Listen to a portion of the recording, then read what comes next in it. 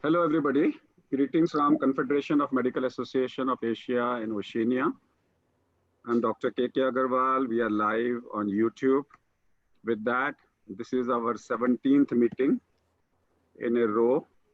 And as we had discussed that we will be having multiple meetings, till I hand over, we will continue our weekly meetings every Saturday, 9:30 a.m. We are discussing updates every week, and every day we are learning something. Specifically, Delhi, Bombay has shown a large number of cases, and we have seen experiences which are different from the West. I'd like to share. Yesterday, I had a meeting with 100 patients who had loss of smell and loss of taste. Okay, so I am right away managing around 2,000 patients on telemedicine. And out of this, yesterday I called all of them and I said, anybody who has loss of smell and loss of taste. So we all gathered. So 100 people came in the evening. They all were on Zoom and we had interacted with them. And all those people who had loss of smell and loss of taste. A, none required hospitalization. B, none had pneumonia. C, they all recovered in less than 4 weeks.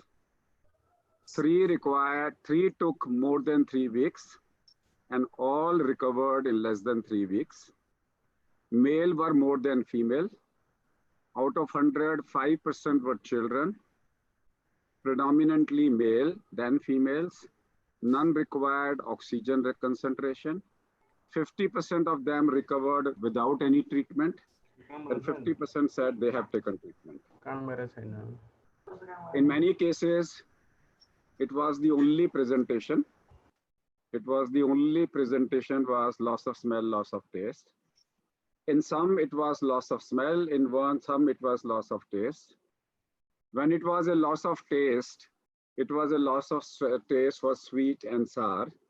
They could still have the taste of bitter and sour food. Smell was for total minus partial smell for lime was intact. And they all recovered over a period of time.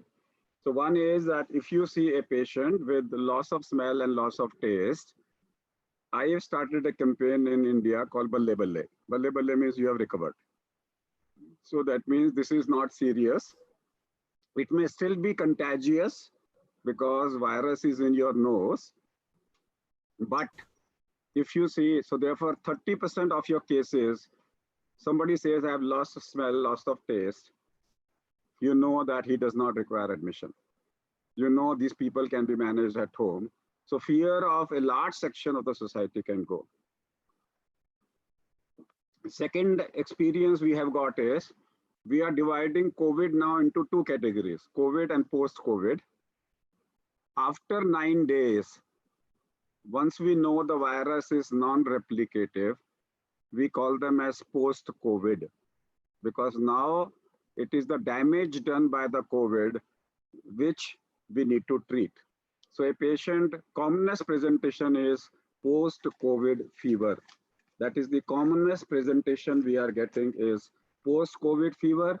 Second is post-COVID bronchitis. Third is post-COVID irritation of the throat. Fourth is post-COVID diarrhea. Fifth is post-COVID cystitis. When I say post-COVID, it means the virus is non-replicative, they are non-infectious, they can be treated in a non-COVID hospital, they can easily be treated everywhere.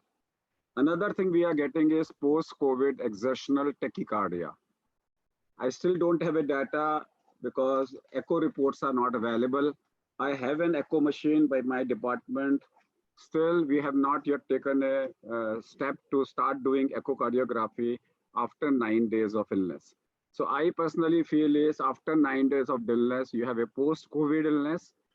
Now this post-COVID illness, I personally feel in Asian countries, what you see in a multi-system inflammatory syndrome in UK in pediatrics, probably we are seeing a multi-system inflammatory syndrome in India post-COVID, because these people have high CRP and high ESR, and they have persistent inflammation. Their fever is typically less than 100.4. The fever does not respond to paracetamol. It responds to mefenamic acid, naproxen, or to indomethacin, or to nimesulide. And the fever may last up to 3 months, 2 months, 6 weeks, fever is lasting. So most of the people says that my fever is persisting, and that is causing a lot of issues, because if you have persistent fever, they are not sure whether they are infectious or not. So everybody now confused that if a patient's fever continues, he is put in isolation. My judgment is that after 9 days, if you have a persistent fever, it is post-COVID systemic inflammation causing a low-grade exertional fever, which only comes on exertion and which is evening rise, which may not respond to paracetamol, because paracetamol is an anti-fever drug, not an anti-inflammatory drug. It will only respond to an anti-inflammatory drug. So in anti-inflammatory drug, you can have a role of short course of steroid or any NSAID. Next observation is that in the first 9 days, the serious day is day 3, 4, and 5. Day 3, 4, and 5. If these days, if you get a congestion, if a person says, my chest is getting congested, take it for granted this person has a pneumonia. You get his CT scan done, you will find a pneumonia.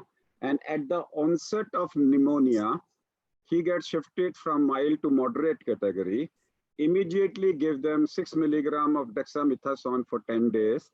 Along with that, you give them either warfarin or acetrom or a low molecular weight heparin in full dose for the next 40 days, and give them any antiviral you feel. Mortality should be 0. I didn't say shall be 0, I said should be 0. That should be your aim, to bring the mortality to 0. So today on 3rd of July, today's 4th or 3rd, 4th of July, I can say with very firm conviction that mortality in COVID is not a rule, but an exception. That means now we know the triggers. Now we know how to reduce mortality in Asian countries. I still don't know what will happen, the results in Europe, because their philosophy is different. But in India, Nepal, Bangladesh, and Pakistan, we are the 4 countries who basically are absolutely the same pathologies or same physiology.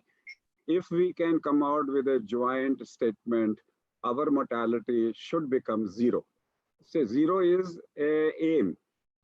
You will still have people with comorbid conditions who are developing, who would otherwise also die if they develop pneumonia. I'm not talking about them. So I personally feel is now in, at least in these countries, these part of countries, Asian countries, we have been able to find out the triggers. We have been able to find out how to cure, and we should be able to reduce the mortality to practically nil.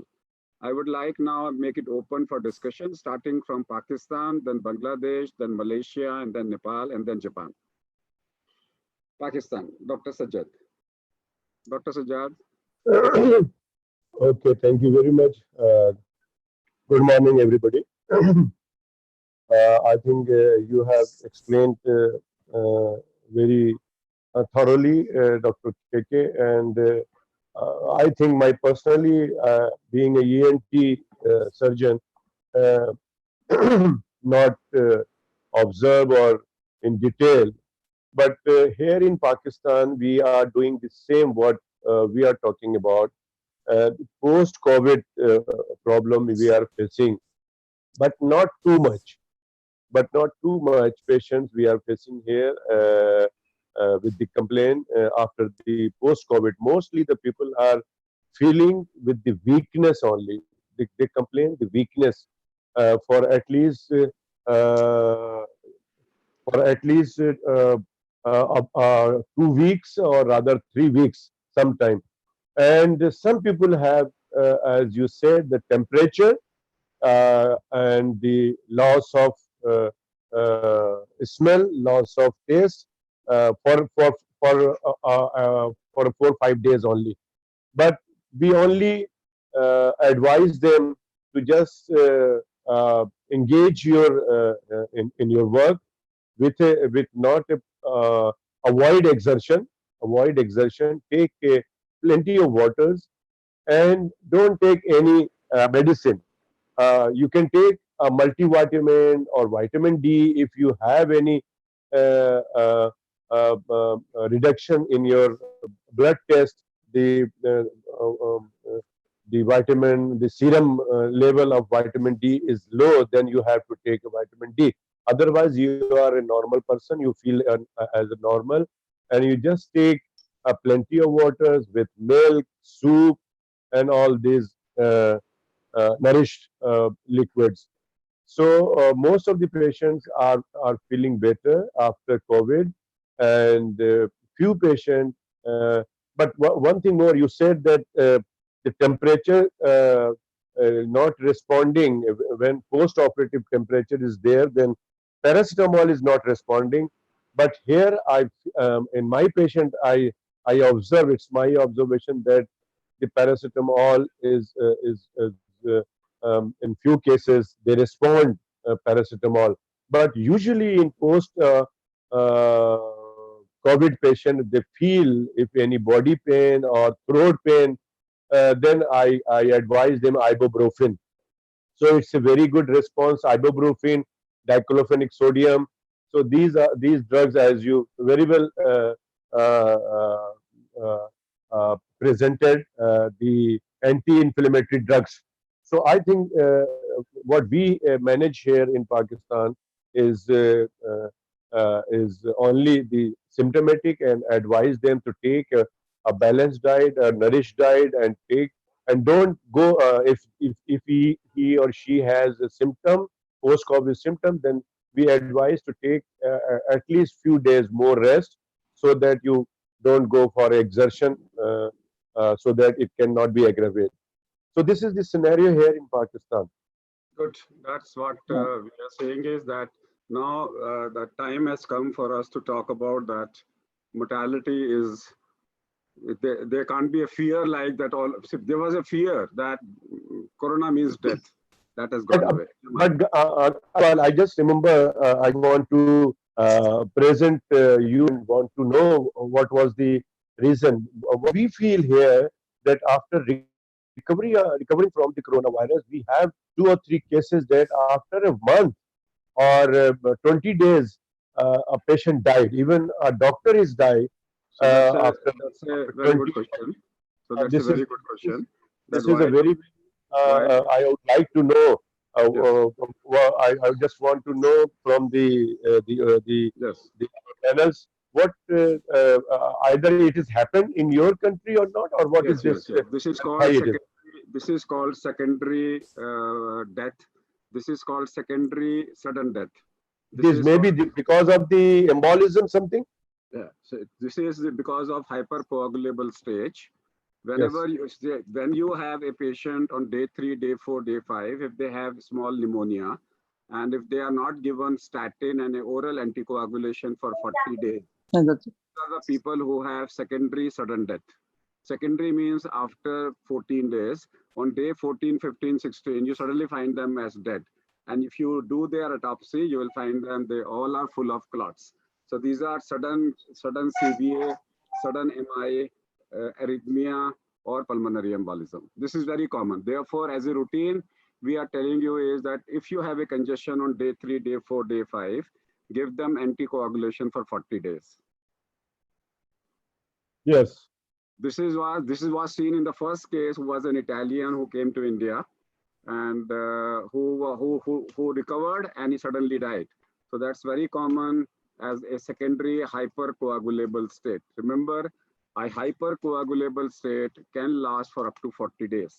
Some people say it's 3 months, but at this moment we are talking about 40 days of statin because statin is anti-inflammatory drug And along with that, we give them an oral anticoagulation. The best is to give a Novak, which is rivaroxaban, which is the best because that's you don't require any other further testing. So the best is to give them rivaroxaban. Okay, thank you. Dr. Jamal. Thank you, Dr. Agarwal. Good morning to everybody. I thank Dr. Mari for Mari. Good evening. Dr. Jasuja has also joined, and Mari is also. Oh, so good afternoon to you. So in Bangladesh, actually, the situation is a bit different now. The number of cases are increasing, but the number of deaths also increasing so to some extent. But the hospital beds are kept vacant. Actually, a lot of hospital beds are vacant. We do not know, actually, probably people are taking oxygen in the house also. So maybe those cases are not coming and not attending the hospital. So the treatment, I should ask you, you are telling the 9th day is the day. After that, the virus is non-replicating. It's not contagious. Is it for a moderate case, up to moderate case, or severe case also? See, the literature says there is no evidence that after 9 days the virus is culturable, and then they have put a rider, except those cases who were on ventilators. So that study is not available. So we are saying is in a non-ventilator patient, virus is non-culturable after day 9. So in ventilator patient, it is culturable, huh? Is it? No, they have not. The study does not mention about them, how long it lasts. Okay. This Because study, previously they were telling. Previously they were study, telling it is 20 days. They were telling that is maybe on ventilator patient. Yeah. Previously it was the antigen can remain positive for up to 40 days. RT-PCR can remain positive up to 40 days. So that is a non-replicable virus which is positive. So therefore, what we are doing is now there is another test in India which is called antigen test. India, we also have an antigen test which is now easily available. So we have stopped doing RT-PCR. If RT-PCR is positive and antigen is negative, then we call it as a negative. Okay. So what about the antigen? If it is positive, then what you say in India? No, it's confirmed. We have now doing antibodies test on day 14. Now, what about the antigen test? I saw you in our TV. If you do an antigen test, in place of an RT-PCR, if antigen is positive, it's positive.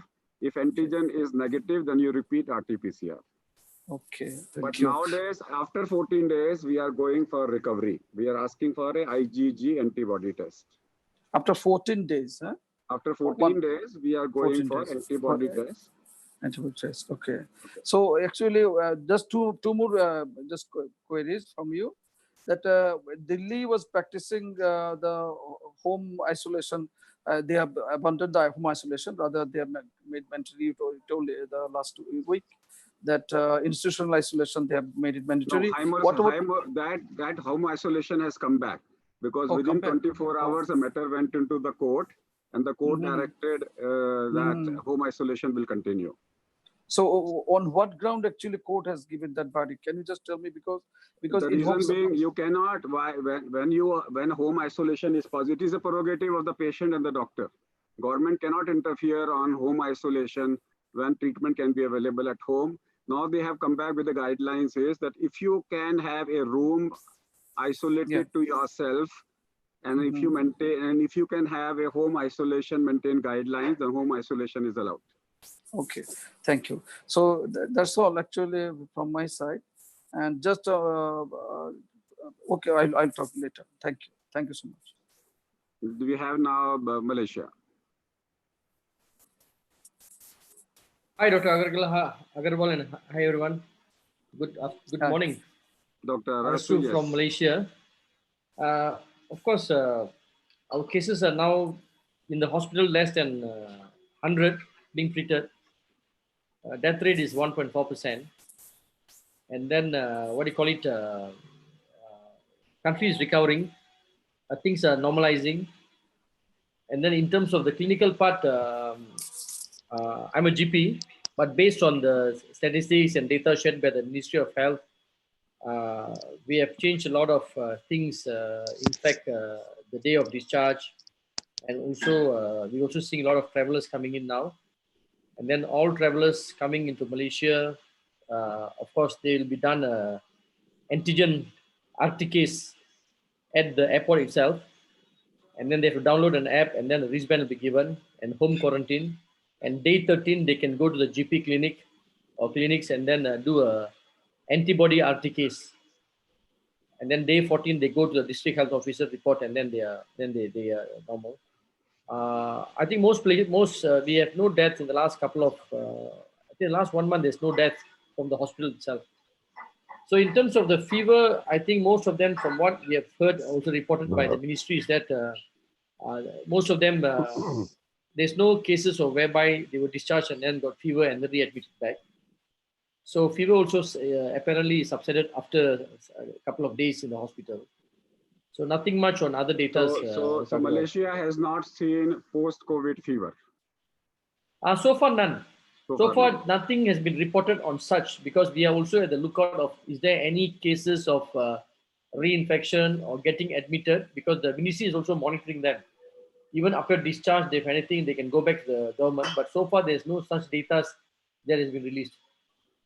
What about Prakash in Nepal? Do we have a post-COVID fever? Post-COVID means after 9 days, fever persisting. Can you make everybody unmute? It's a small group. Can everybody be unmuted? Saurabh? Yeah. Can everybody unmute yourself? It's a very small group. Yeah. So we. Yeah. Thank you, Dr. Agrawal. Because in Nepal, generally the post-COVID fever is very rare, because just we got the 2 cases who are previously recovered and they are discharged, and later on they came back with the fever, and again they tested and they became the positive. Oh, That's why the PCR is the positive. That might be the some. that is reinfection. No, that is not. See, there is no evidence that it causes reinfection. Yeah, that's why they use. So they use the term reinfection, but I think that might be the technical error or something. That may not be the reinfection. Get the antibodies test done. Immediately get the antibodies test done, and they will demonstrate that antibodies are present. So these are not reinfection. These are persistent dead antigen present there. Fever is a post-COVID inflammatory state that may last for a few months. Mari from Japan. Thank you. In Japan, the infected people are spreading in young people, but it's quite rare to see the patient who has the symptoms. And so I experienced the post-COVID fever, but the number is not so high. So we don't have any statistics about that. Okay. Thank you. Maybe that because everybody with fever is coming to me, I may be reporting it more than the normal, because right away I have 2,000 patients which are on my list, and many of them complain of fever. Maybe that they are coming to me because they have persistent fever. Dr. Agrawal, may I have a question on this figure? Because you told that there is no reinfection. Do you have any data that it doesn't occur? Or you will say after some weeks? As on today, there is no evidence to say anywhere in the world that a culturable virus has been positive again. So the word is culturable. So we are looking for, we don't know whether this virus will behave like a chickenpox and come back again, like herpes zoster. We still don't know whether this viremia will become subclinical and later on it will erupt. We don't know. That's not reinfection. See, this antigen positive, which is non-replicative virus, maybe 3 months later, a non-replicative antigen becomes replicative again. But that's not a reinfection. That's the same infection which is precipitated again like a Hep C, like a Hep B. So we don't know whether it will behave like an HIV, Hep B or Hep C. The time will tell us. But as on today, Getting a reinfection is unlikely. In Hep B, Hep C, HIV, you don't get reinfections. That's KK, unlikely. I'm But we have Dr. no Ashraf answer. Nizami. Yes, yes, sir. Can Yes, you sir. hear me, sir? Yes, I sir. unfortunately I can't. Yeah, thank you very much. I'm Dr. Ashraf Nizami from Pakistan. First of all, my apologies not participating very actively as it is desired and it is required certainly for such an conditions. For reinfection here, KK, in Pakistan, particularly in Lahore, the city where I am living, we have couple of cases that the sign and symptoms are over there. Testing is positive, and these are very few. You are very much right. But as I heard and went through the literature a bit, that the Chinese again are asking and saying about that in Wuhan, they have the cases for reinfection. It is there.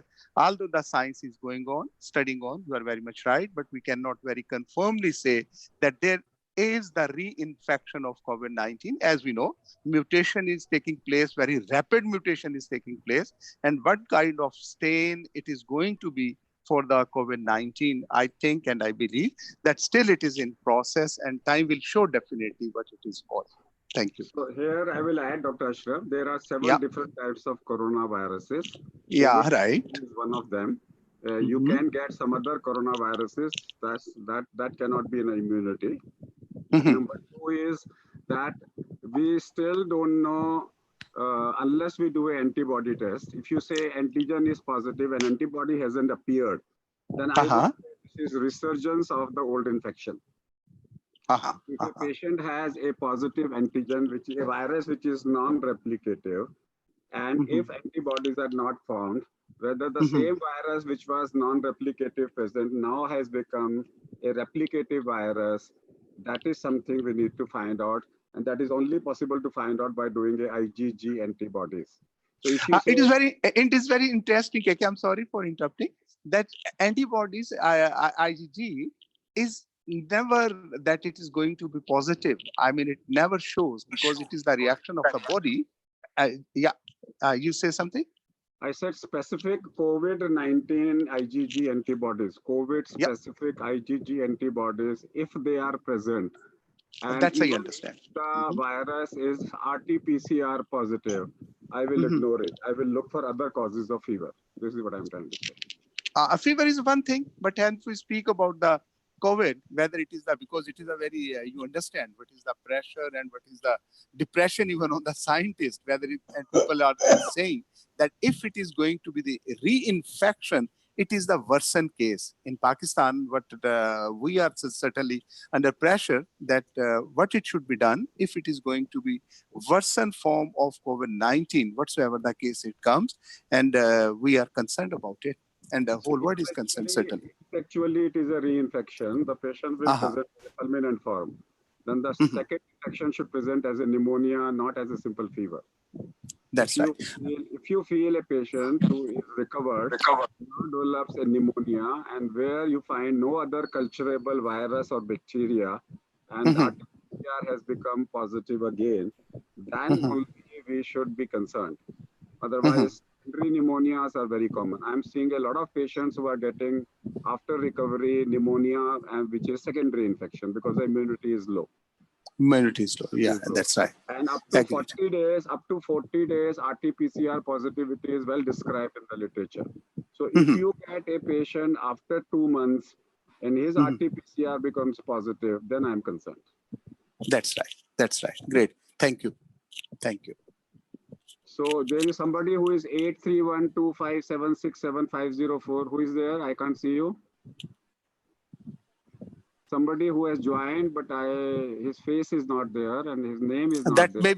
That may be me, Dr. Ashraf Nizami, because I don't see video, something gone because of my poor expertise. So you have present at multiple places. You are like... hello, KK. This is Elvin from Hong Kong. Yes, how are you, Elvin? Elvin, you are not seen. Yeah, the camera is facing the ceiling, you see. That's my hand. Why? Elvin, that is your ceiling. I'm not as handsome. Well, I'm not as handsome as Elvin flies, luckily, thank God that he's still on the roof. Otherwise, he flies. Yeah, thank God. So we are safe and healthy. And well, in Hong Kong, there's not much, no news. In fact, we just have imported cases.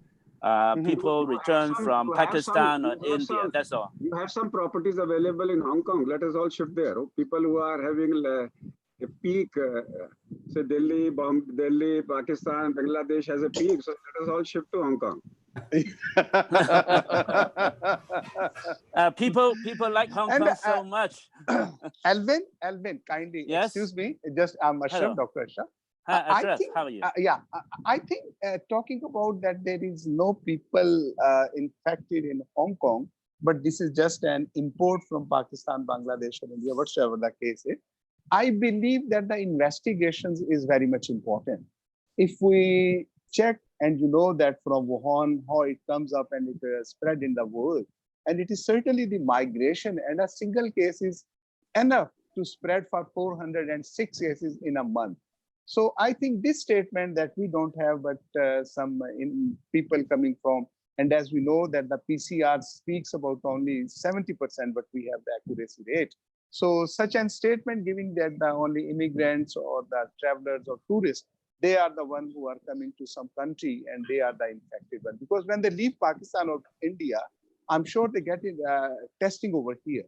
That may be certain reasons that they get negative. I do agree that there are so many reasons to be having the negative, but having then again positive. As you know, the Pakistan cricket team, 6 or 10 players are been infected and reinfected within Pakistan with different laboratories. So I think that statement has to be addressed again. Thank you. Thank you, Alvin. Thank you. Sorry for interrupting. It's okay. Anyway, we are performing about somehow now 3,000 tests a day, and hopefully, perhaps we are detecting more.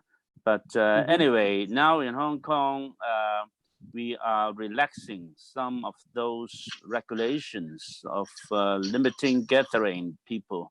But anyway, so we will be stringent still. But anyway, we had the border with mainland China, and it's still not yet open. Anyway, so that's how we have so far 1,200 cases. Most of them are imported cases. For the local community spread, now we just still only a very small minority. Most of them are imported anyway. So for 2 weeks, for a month already, we didn't have any local cases. All right. Yeah. Great. Thank you. Great. Thank you.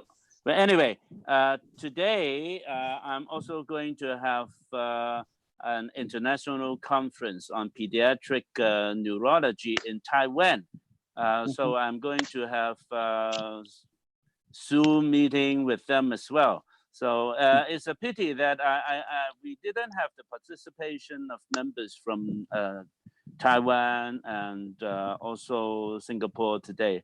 But I think even in Singapore, the local cases are very few, only mainly for the foreign workers in the dormitory. And what about Taiwan? They had no cases at all. And that is great, but still we are not the border. Taiwan still has to hold these international meetings online, cannot go there for the international meeting. I'm going to leave the meeting now to join the pediatric neurology conference now. So thank you very much. I have some information for you, Alvin. Yeah. I want to share. Yeah, Ashraf. There is, we had just a single case, 12 years old girl that just died in Pakistan, in Lahore, because of COVID. Although there were one case in Karachi, what we had a child with the COVID-19, and the death, what we reported in Pakistan, in Lahore, 12 years old, just it is 4 or 5 days.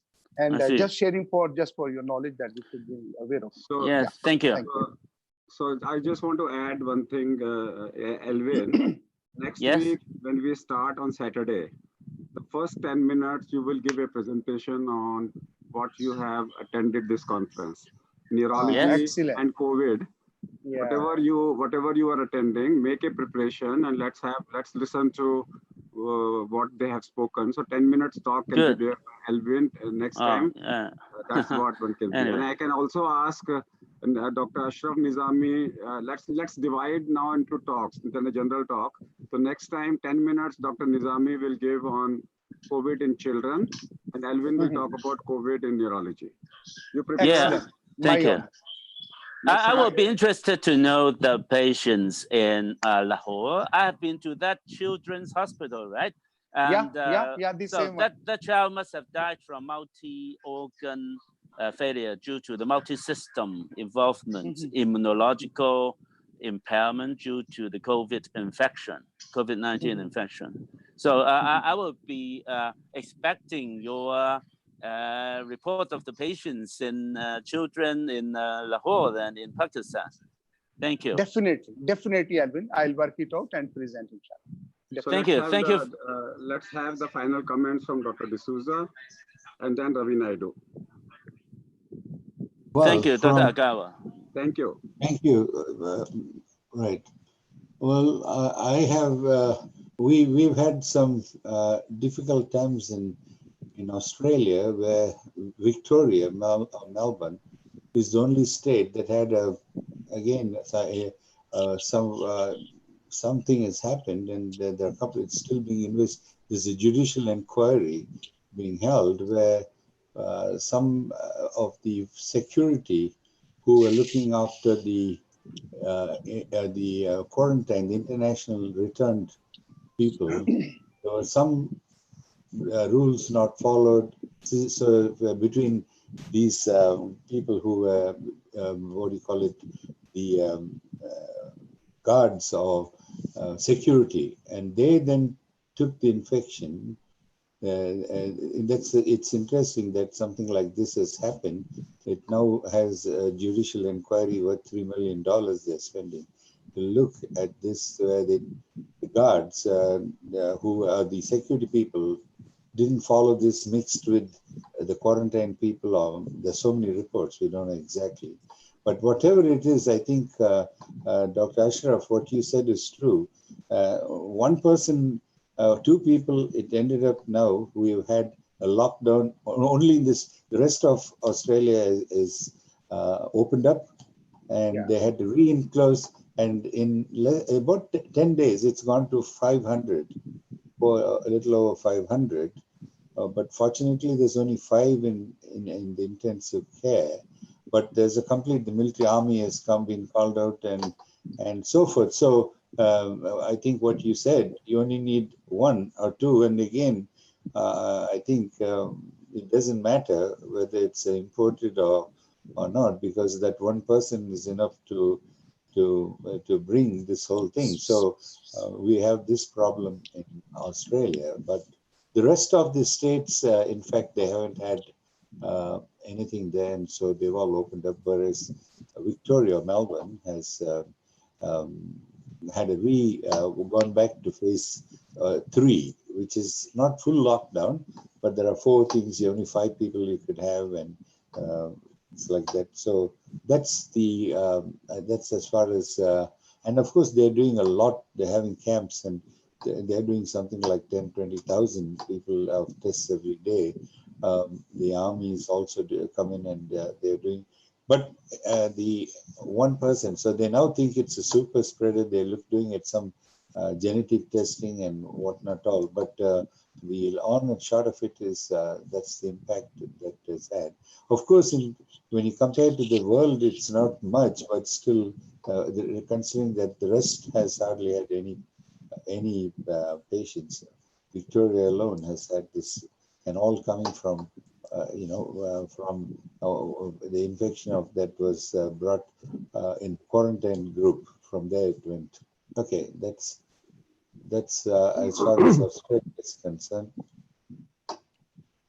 Mr. KK, Yes, can I yeah, appreciate D'Souza? I just want to appreciate the efforts and working of the Australian government. Certainly the Victoria, very unfortunately, it is repeating over there, and you are in tremendous test. I know the flight was being returned back to Melbourne, flying to Sydney, unfortunately. But at the same time, yesterday, I was just been seeing and looking at reading that you are on a human trial for vaccine against COVID-19. So I would love to congratulate on this success too, for a success story from Australia. Yeah. And but that's of course they're using a protein. It's not using. They're using a protein. What do you call it? It's not the virus itself, and so they expect it to be better than. They hope to have it out by next year. Yes. So let me explain, Dr. Ashraf. Thank you.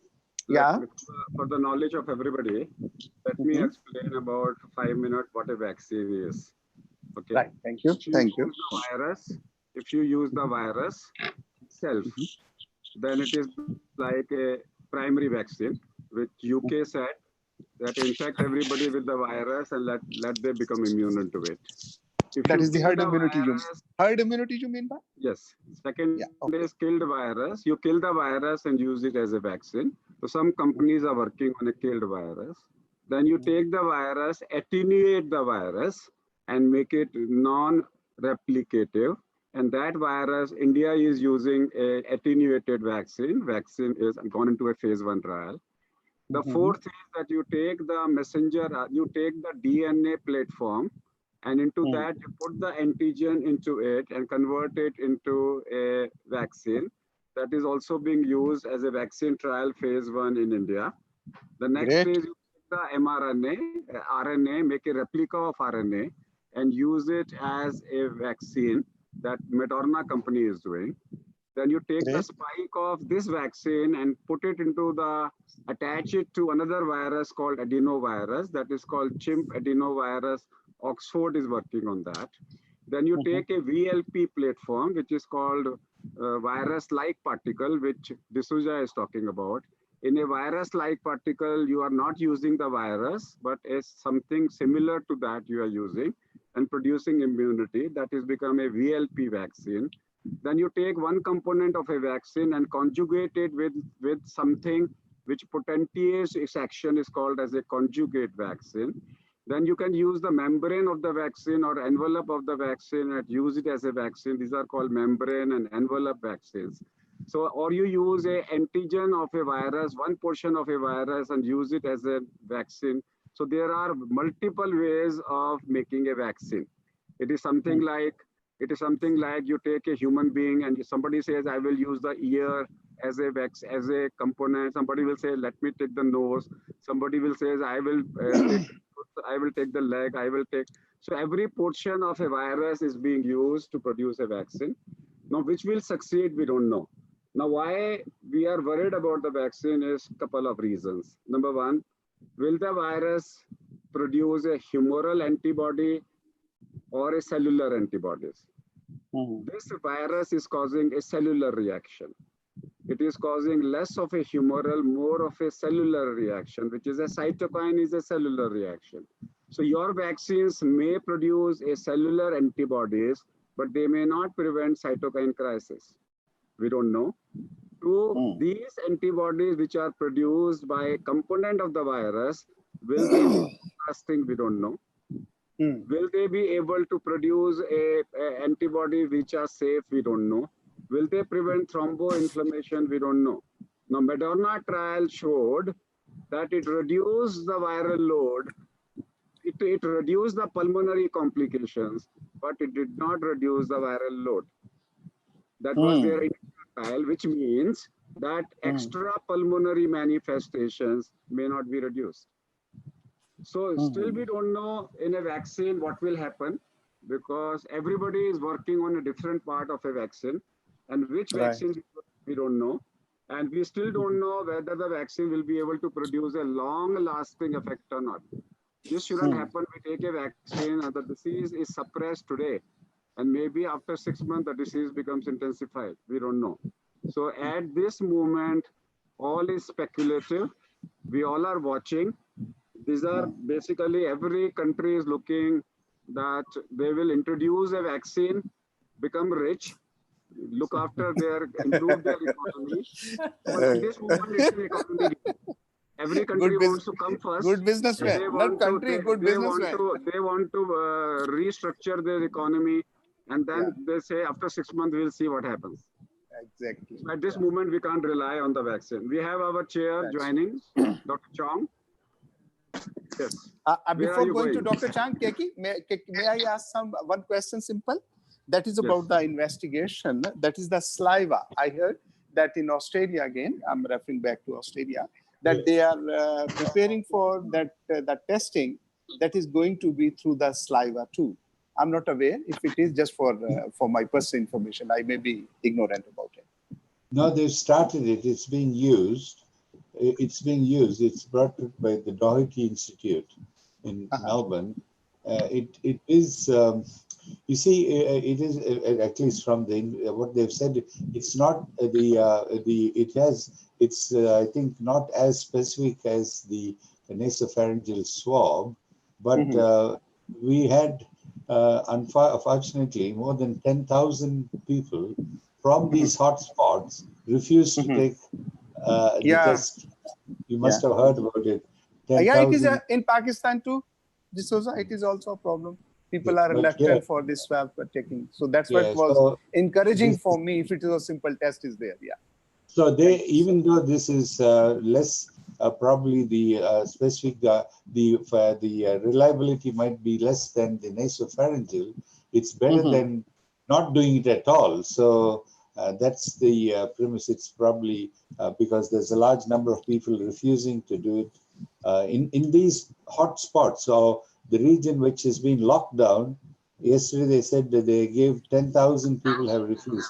They have got unlimited tests. They're having so much of tests available, but 10,000 people have refused it. And I'm not sure whether they can, at this stage, they don't want to force anyone to do it.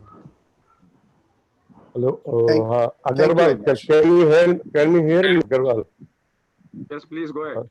Okay, I have 2 points. That one is I hope we receive the minutes of today's meeting as usual. We will get the second point, that can we discuss in next Saturday about what is the reason that the doctors and the paramedical staff are dying in your country? What is the reason? So we can discuss for 5 to 10 minutes and how can we prevent.